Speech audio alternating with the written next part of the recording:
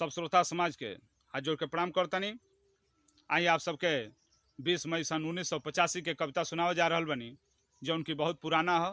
ताई हमनी के सीधे कविता से जुड़ल जा कि 20 मई के आंधी आयल सबके घर उजाड़ दहलस, आ वही आंधी में हमहू रहनी पर सफा हमके बचा दहलस।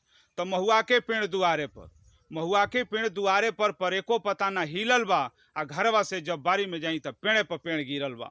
तब बड़ी जोर से बिजली चमकल, बड़ी जोर से बिजली चमकल, अखिया हमार चकमका गईल, आ कौनी ओर भागी दादा रास्ता हमार भुला गईल।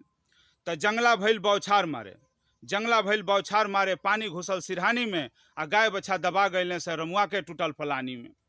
तो ढेरे आधी देखले ओखब पर ऐसन कबो न आइल बा, आ कितने के धन नष्ट भइल, कितने के माल बिलाइल बा।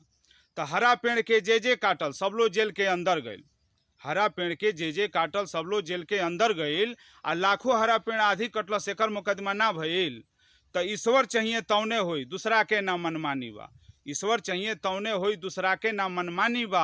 आ हम कहीं कि सरकार बड़ा बा, पर सरकार से बढ़ के आन्ही बा, पर सरकार से बढ़ के आन्ही बा। नमस्कार। हमार कविता आप सबके अच्छा लागल हुई तो अधिक से अधिक लाइक सब्सक्राइब शेयर करब, कमेंट में जरूर बताएं कि कैसन लागल हो, ताकि यही तरह के गीत कविता के माध्यम से हम आप सबके सेवा करत रही। नमस्कार।